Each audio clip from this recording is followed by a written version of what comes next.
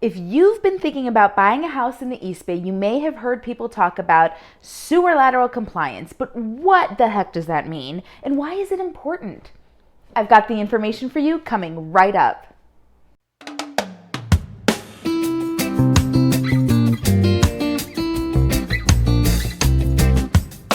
Hi everybody, I'm Simone Koga with That East Bay Life. I am a Compass Realtor here in the San Francisco East Bay. I live and work in Oakland, Berkeley, and surrounding communities. I'm putting out new videos every week, so make sure that you subscribe so you can stay informed about That East Bay Life.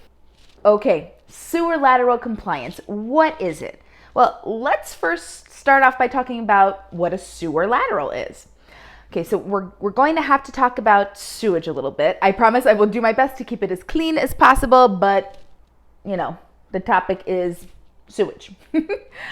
Every home has a plumbing system. Water comes into the home and waste goes out of the home, right? Well, in some parts of the country, water might come in via a well and waste might go out to a septic tank. But in a lot of urban environments, and the East Bay is included in that, most of us use a city system.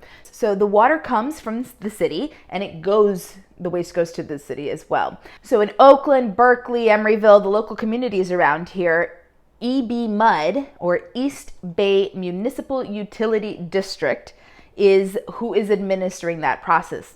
They're the water department, essentially. So you have a sewer system in the house, and you have the city main. The city main pipe is what's carrying waste away from homes and to processing plants.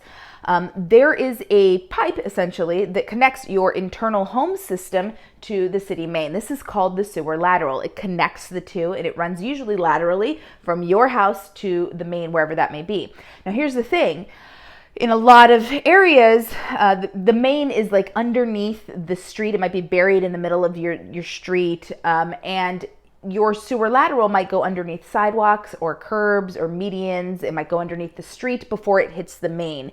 It is always a homeowner's responsibility for the care and upkeep and maintenance of that sewer lateral. So while it may not actually be on your property, it might be on city property, it might be underneath a neighbor's property, it is 100% your responsibility until the point where it hits the city main. Got it? So your sewer lateral is your responsibility. So now we know what it is. What is this compliance thing all about? Okay, so a lot of our housing stock here was built in the 1920s through the 1940s. It's a lot of older homes, and the materials that they used back in the day last a long time, but those sewer lateral pipes were not necessarily designed to last 100 years. So the cast iron pipes that they used to use are really susceptible to rusting. They're susceptible to root intrusion. They were made in like these chunks, like it's one pipe fitting to another pipe, fitting to another pipe. And at those joins where the pipes would come together, a lot of that has basically come apart. It's over time shifted, rusted, broken, trees have gotten into it. So a lot of leaks were happening. Environmental studies were basically showing that a lot of waste was seeping into the groundwater and getting into the bay. Ew, nobody wants that at all. So local governments had to come up with a way of fixing this and replacing all of these pipes without it being overly burdensome on the residents. They decided that the best way to do this would be by instituting a point of sale ordinance. A point of sale ordinance is basically a rule or a law that gets triggered whenever a sale of a house happens. Now, there's some other things that can trigger this particular compliance necessity, but right now we're focusing on housing. So when a house sells, it is subject to this point of sale ordinance. And basically, they want to make sure that anytime a house sells, there is a certificate of compliance from EB-MUD, the water department. Now, how do you get a compliance certificate? So EB-MUD will come out to the home and they'll hook up to your sewer lateral system, and they'll basically do a high pressure water test through your sewer lateral. If there are no leaks, great, you pass. Here's your certificate. Yay! If the sewer lateral leaks, then you need to either repair or replace it. Now, given the age of the materials, most often you're going to need to replace the line completely. Repair is usually substandard. It's a substandard solution, and often you don't just have like one leak, you probably have multiple leaks, so you're gonna have to replace the whole thing. Now, there can be a lot of variance in the cost of this, but typically if you have an average size lot, 5,000 square feet or so, and it's on kind of flat land, you can expect that it'll probably run $7,000, maybe $8,000 to replace the sewer lateral pipe.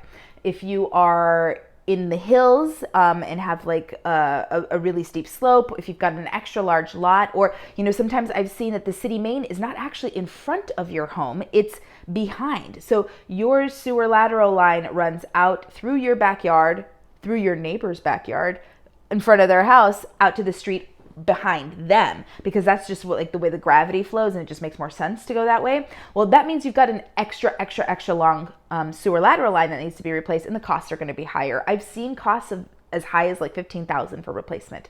Okay, great. So you're buying a house in the East Bay, and the seller's gonna fix up the sewer lateral, give you a certificate, and you go on your merry way with a brand new system, right?